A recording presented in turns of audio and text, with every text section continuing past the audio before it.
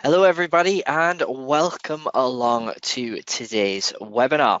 My name is Calvin and I will be one of your hosts and presenters today. And I'm joined by Duncan, who will be co-hosting alongside me. Hi. And we'll be taking you through your pension re-enrollment in today's session.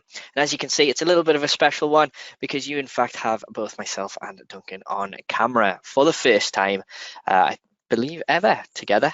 So there's a little special treat for this particular webinar. So Duncan's going to disappear for a minute because I'm going to start taking you through the housekeeping before we get into the nitty-gritty of things. But don't worry, he will be back shortly. So first and foremost, as you can see, you've got a few icons on the right-hand side of your screen there.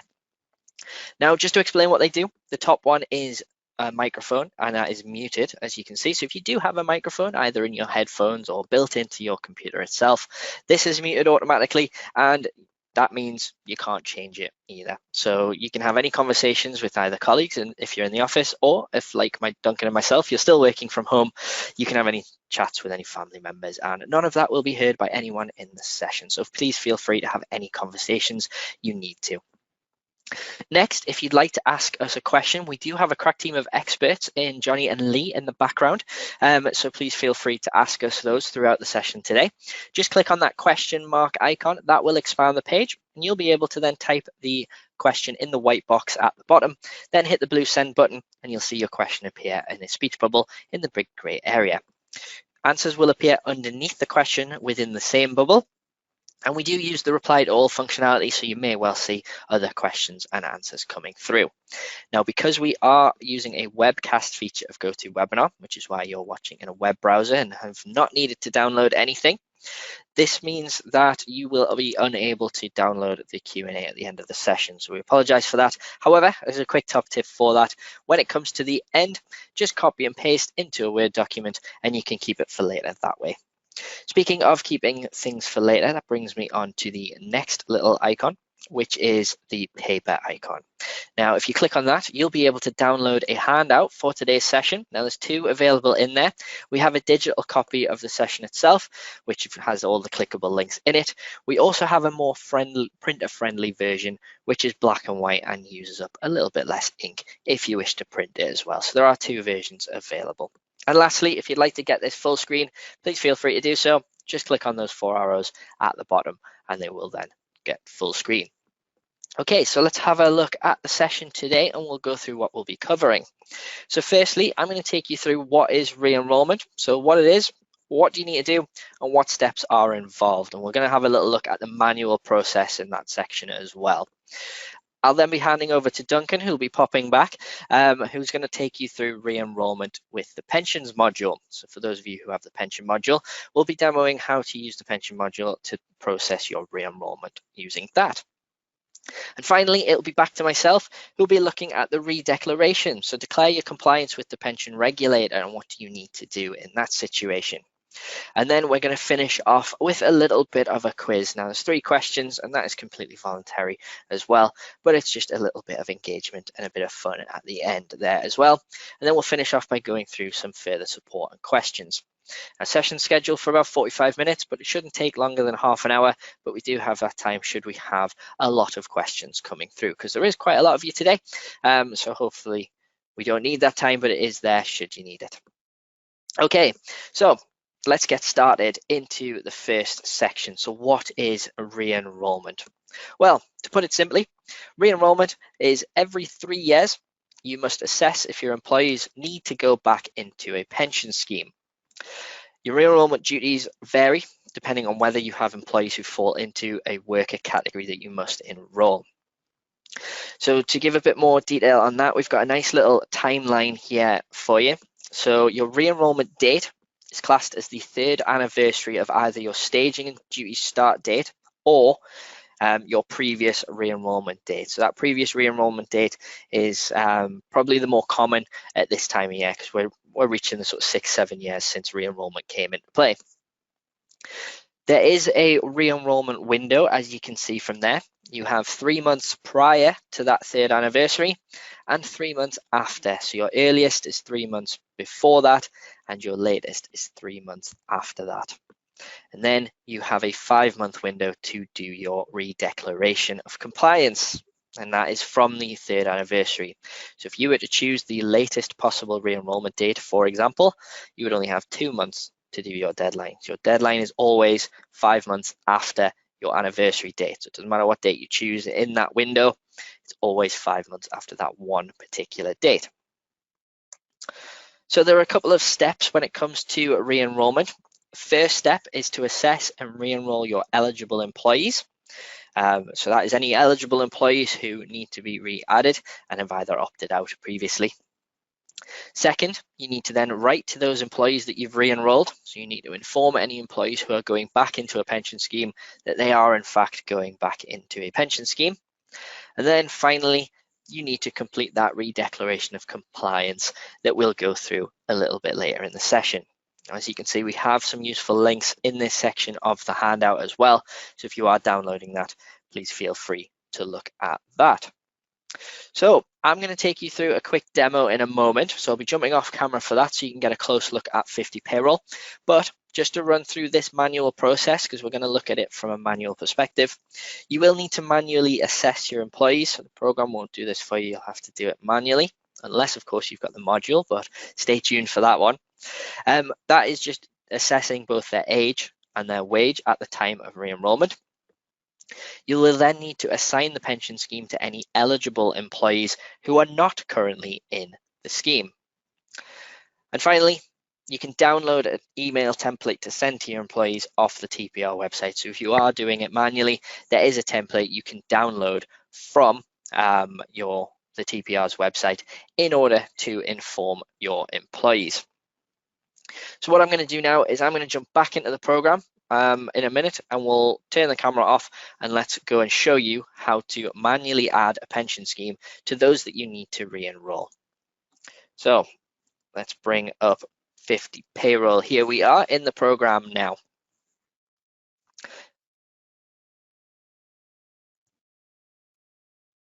Let me make sure that you can all see that there.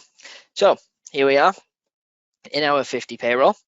So we have an employee highlighted in preparation. So we know that this employee needs to be re-enrolled. They're an eligible employee who's opted out of the pension scheme. So what we need to do now, we've looked at their age and their wage, classed them as eligible. They need to go back in a pension scheme. To do this, you can open the employee record. So I do this by right-clicking and selecting Open Employee.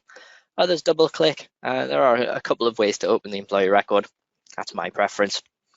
Then we're going to go across to the Pensions tab, and we're going to click on Manage Schemes. So you can see we've got the original scheme here where it has been opted out. And here's one I was playing with earlier, unfortunately, but we'll edit that one. All you need to do, in fact, let's delete. There you go. So we can see that employee has opted out of a pension scheme back in 2020. So let's go ahead and add a new scheme. So we're going to go ahead and click Add. We're going to select the scheme out of our list. We have our pension scheme in the top here. Click OK. We're then going to have a join scheme date. Now it's automatically populated the date that is set as my process date. So you can see that here.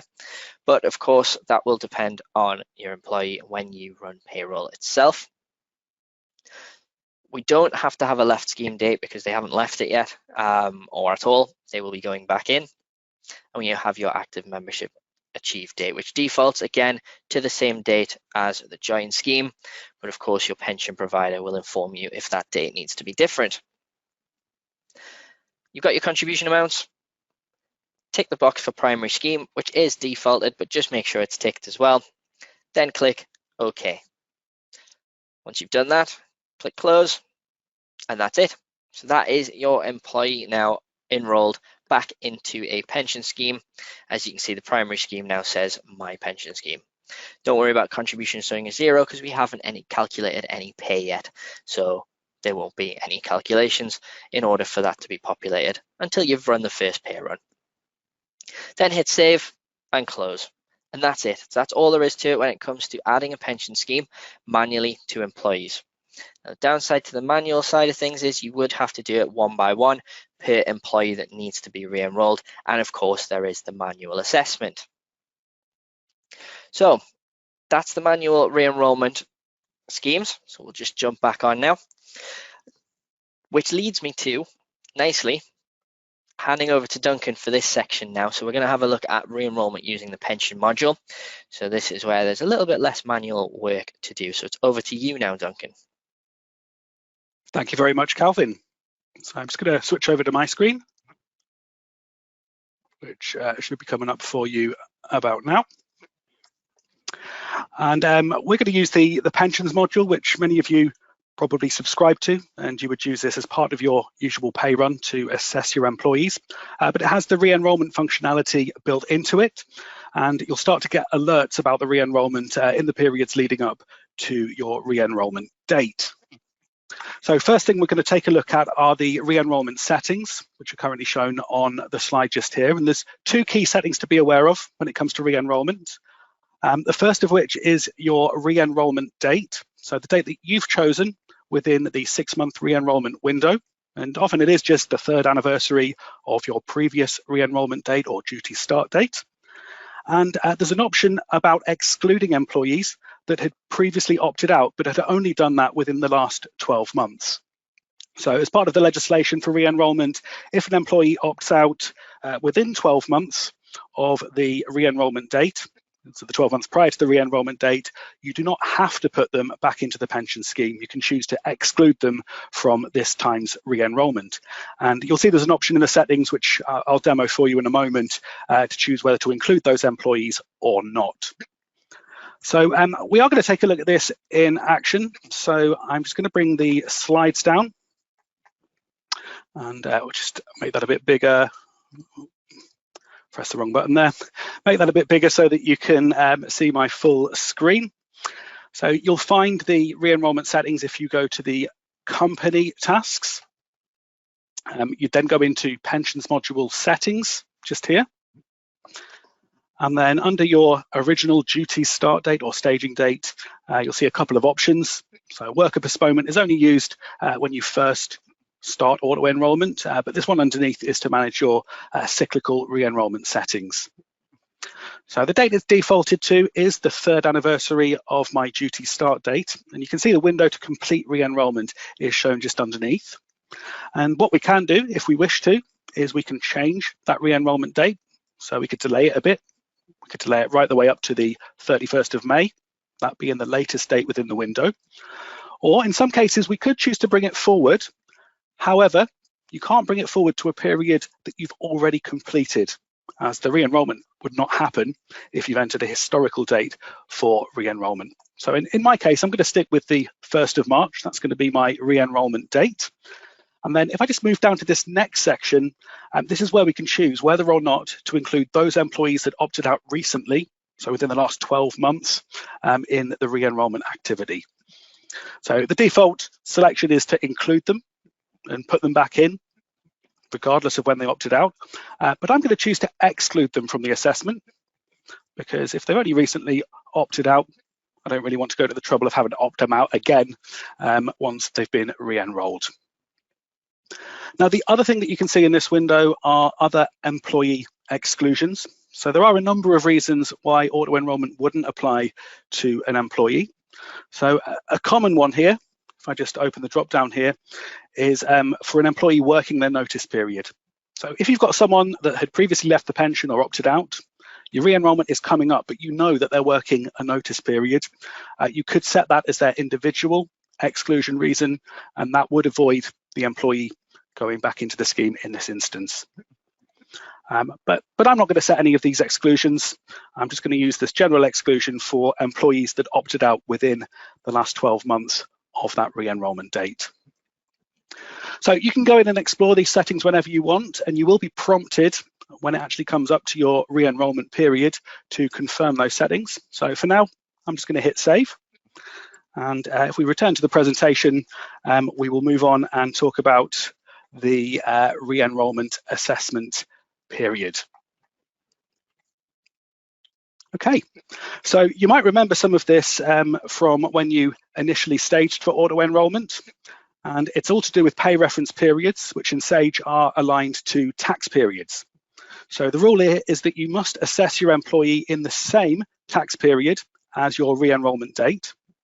And if, as is common with monthly employees, that re-enrolment date happens to be after the assessment date, the contributions would be deducted from the next pay reference period.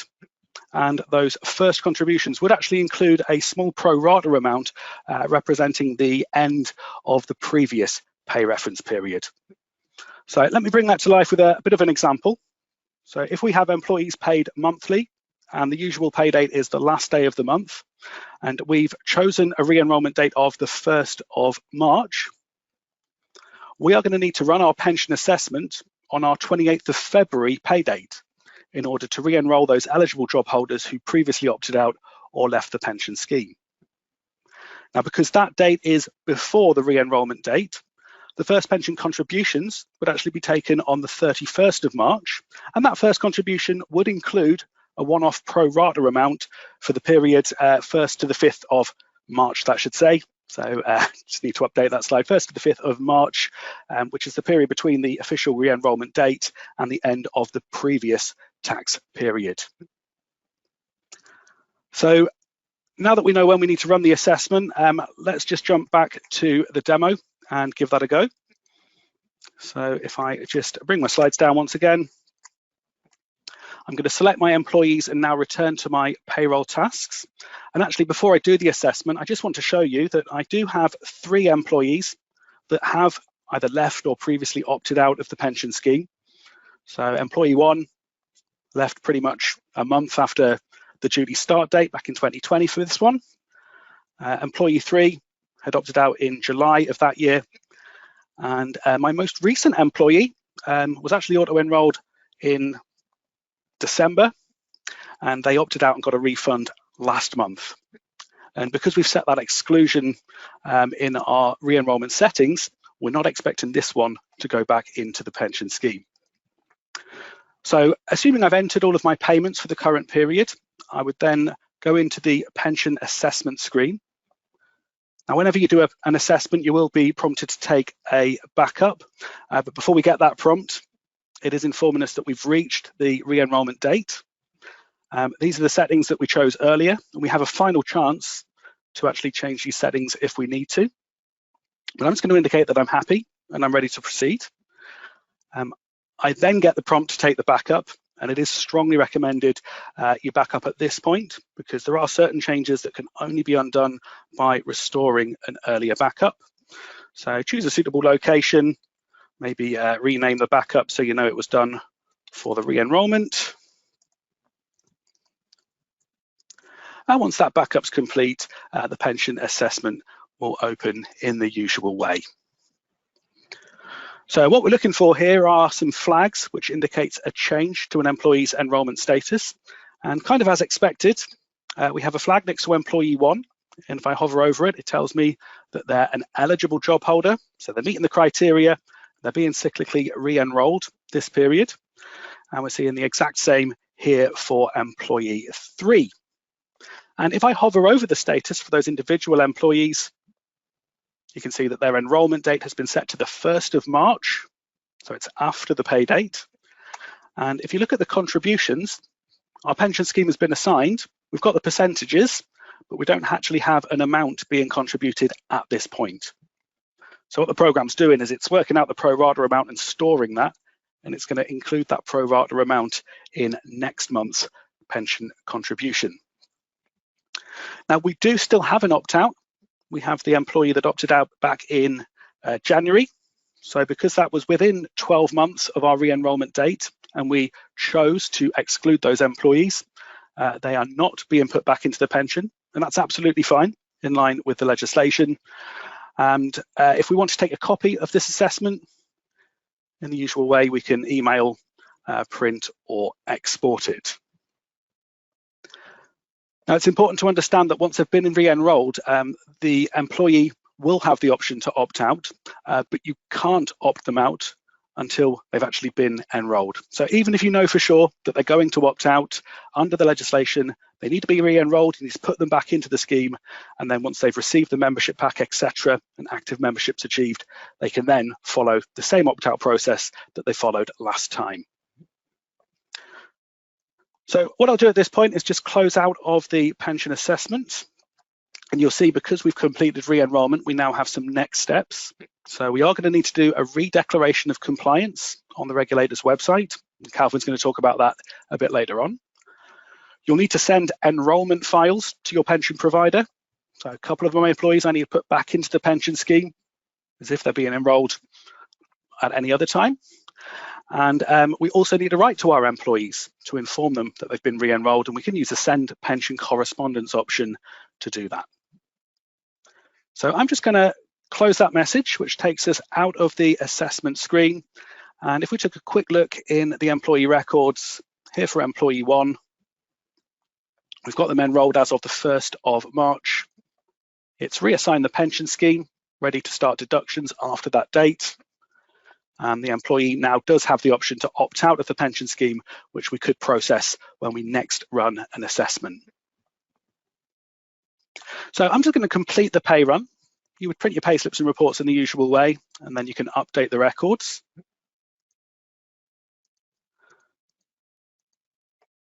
You would then submit your FPS to HMRC as you usually would.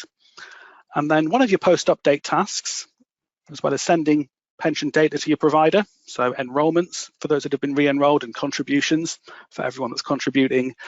We've got the send pension correspondence option, which is where we can generate the letters.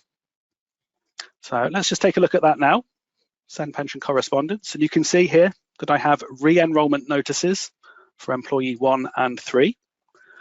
The due date to send this letter is the 12th of April, but it's good practice to send it at the same time you send the enrolment information to the provider, because sending the pension letters from Sage will record the active membership date, which starts the 1-month opt-out window. So a quick look at the preview if you want to see what this contains, and it is based on the pension regulator's templates.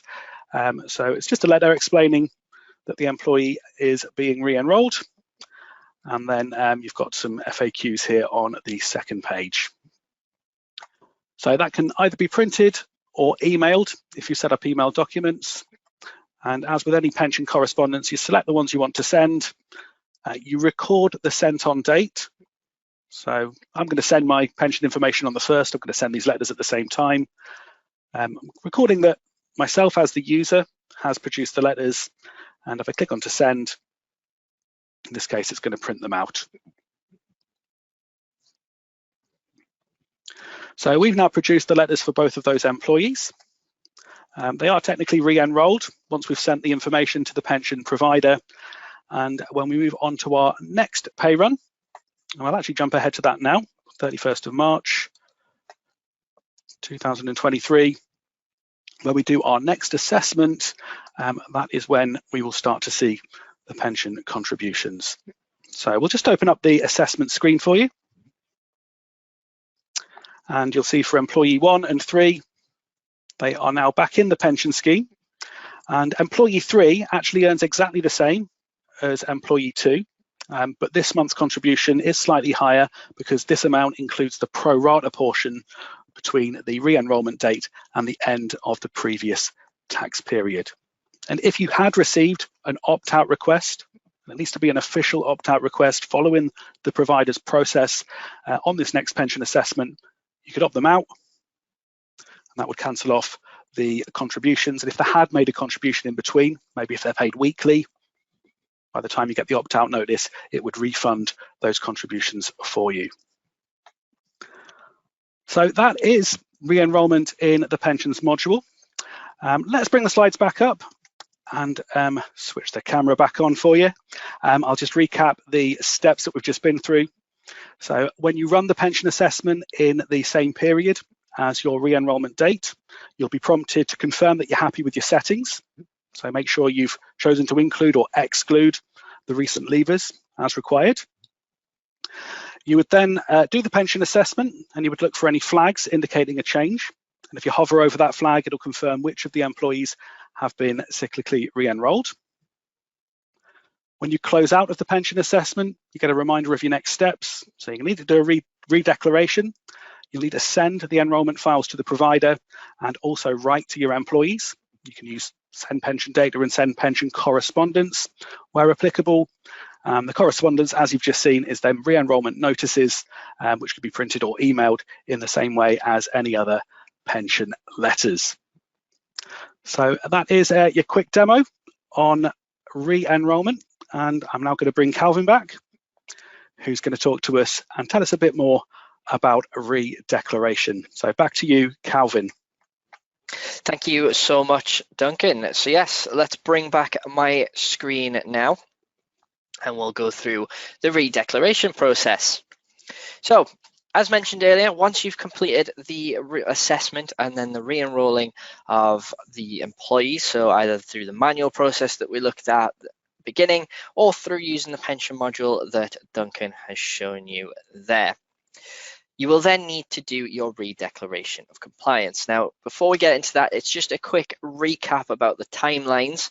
So remember, you've got your 3rd anniversary of your staging duty start date, and you've got your 6-month re-enrollment window. So you can pick any date, 3 months prior or 3 months after that 3rd anniversary. However, that deadline for your redeclaration of compliance is always 5 months after the 3rd anniversary date.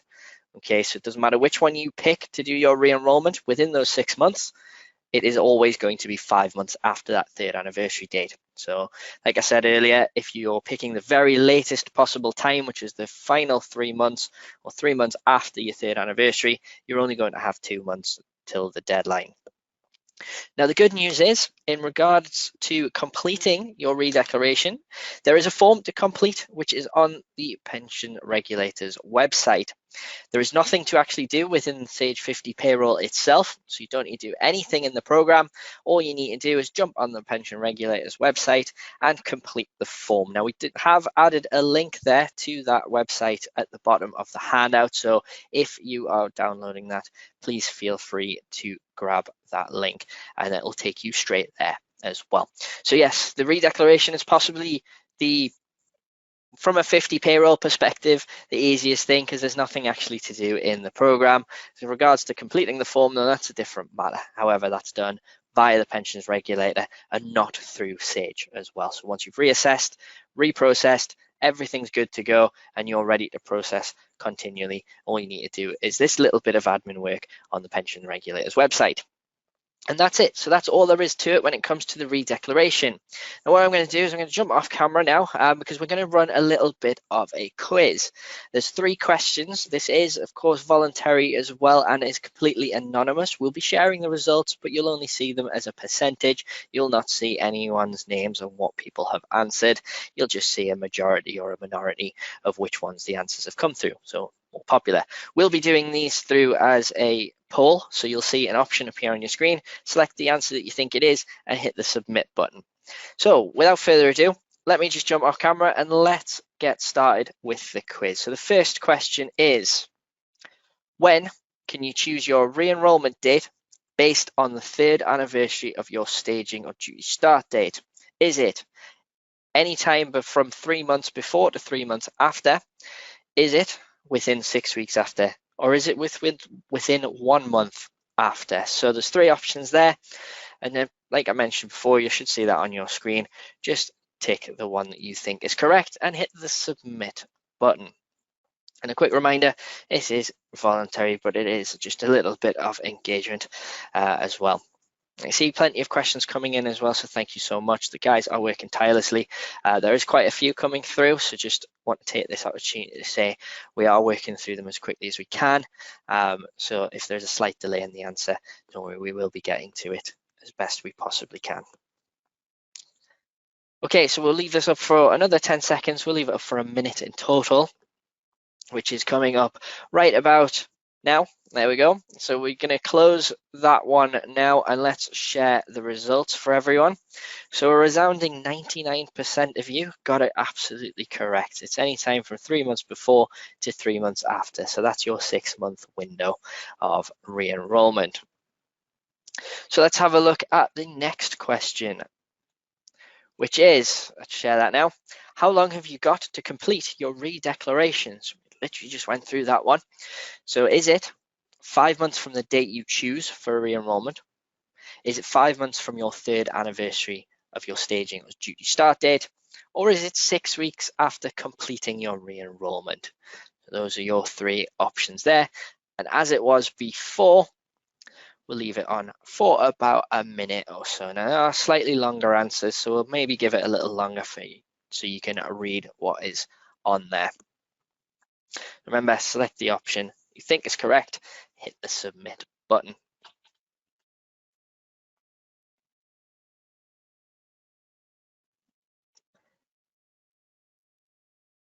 Okay, so we've got roughly 10 seconds left, and then we'll close this one, reveal the answer, and then we'll move swiftly on to the next question, or the final question as it was. Sadly, we have no leaderboard, by the way, unless, of course, that's something that you think we should implement, in which case we may well have a look at how to do that if you're enjoying these quizzes. So let's get that one wrapped up, and let's go ahead and share the results. So again, I think I'm going to have to start making these slightly more difficult in terms of these questions, because 81% of you got it correct again. So a big majority got it right again. So it is 5 months from your third anniversary of your staging or duty start date, or of course your previous re-enrollment date. The 5 months from your date you choose from your re-enrollment is not correct, because remember, if you choose the date for your re-enrollment to be 3 months after your anniversary, you're only going to have 2 months as a window to complete that redeclaration. So it is 5 months from the third anniversary date. Okay, so let's hide that one and let's move on to the final question, which is true or false. So true or false, I have not had to re-enroll any of my staff, so I do not need to complete the redeclaration. Now, a little bit of a trick question, this one. So is it true or is it false? Just to repeat, I have not had to re-enroll any of my staff, so I do not need to complete the redeclaration. So a scenario like this would be if your entire employee base are enrolled in a pension scheme already, they're all eligible, nobody's opted out, so you don't need to re-enroll anyone because they're already enrolled. Do you need to complete that redeclaration? So again, leave this up for about 10 more seconds for the full minute, and then we'll reveal the answers.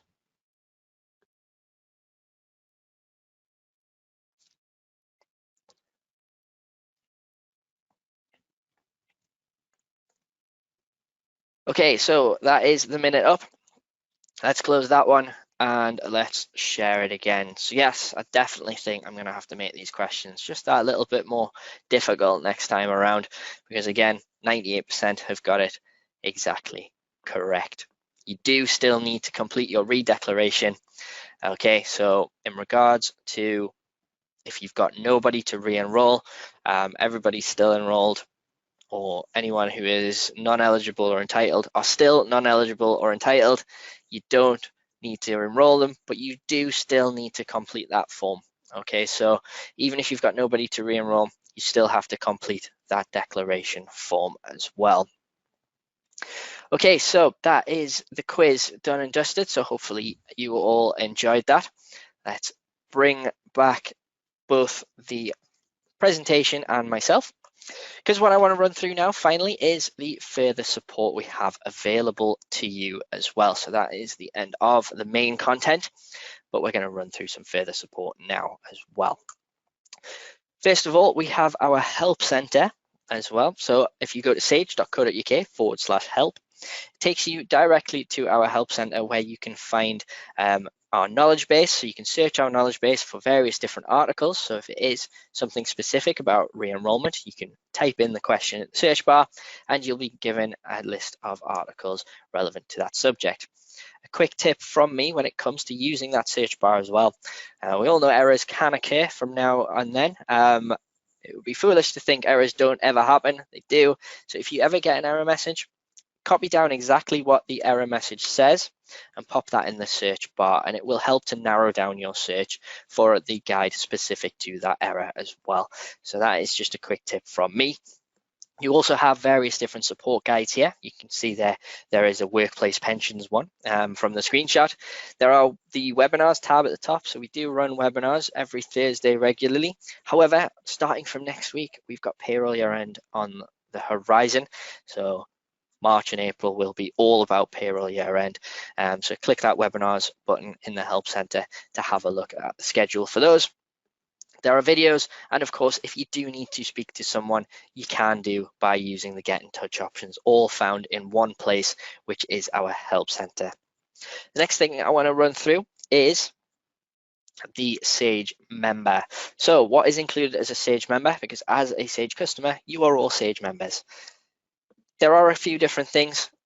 We'll not run through these slides in full detail because there's quite a bit of information, but if you are downloading the handout, please feel free to do so, and you can have a look at this in more detail as well as the links. But if I was to give you an overview of what being a Sage member includes, you have your member masterclass, which is various different business experts offering hints and advice on all things to do with growing your business successfully. So we've just had season 2, which was all about unlocking productivity, which was brilliant to see. You've got learning, so it includes the webinars. You've got Sage University included in that as well, which is free of charge, of course, where you can go and access a variety of different learning courses and certifications all through Sage University. There's a community forum called Sage City where you can, of course, go and share your own best practice, ask questions from the community as well as the award-winning support like the Health Centre that we just went through, business advice, and of course, as part of Sage University, software certification as well. As you can see in the exclusive benefits there is a link, so please feel free to click on that and check out all that Sage members have to offer. A bit more as well about Member Masterclass as well. So as I mentioned there, season 2 is all about unlocking the power of productivity. So it's definitely worth having a look if you've got the time.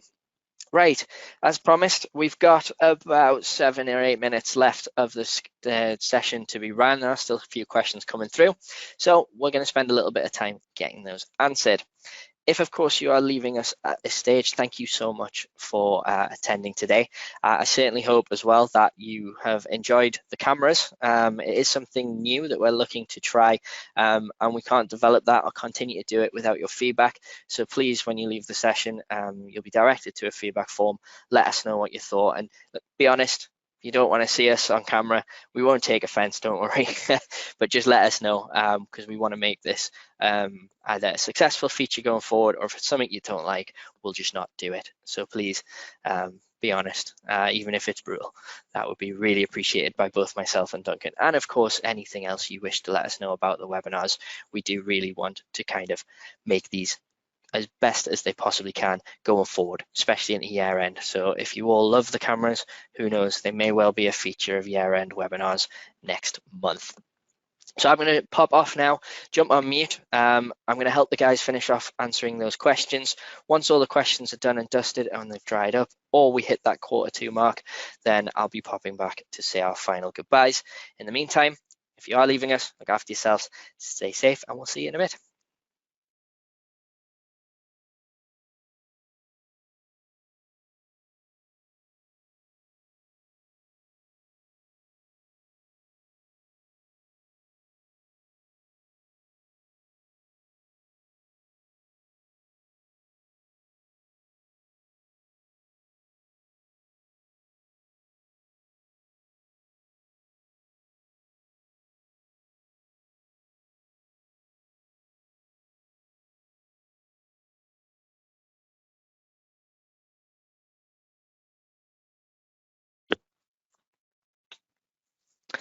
Okay, so we have come to the end of the session. We have hit that Q2 mark now. Thank you so much to everyone who has attended and, of course, stuck around till the end. It looks like we have managed to get all of the questions answered, which is wonderful.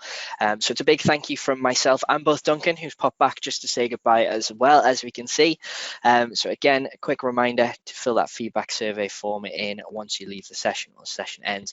It is extremely important to both of us that we learn about what you think about these webinars, and of course the webcam situation as well. We definitely want to know if you liked it or not. Okay, so that's it from me. I hope you're all looking out for yourselves and have a wonderful evening and the rest of the week, and of course the weekend coming up as well, and hopefully we'll see you in the payroll year end webinars that are starting next week. So thanks for watching, and we'll see you again soon. Bye-bye.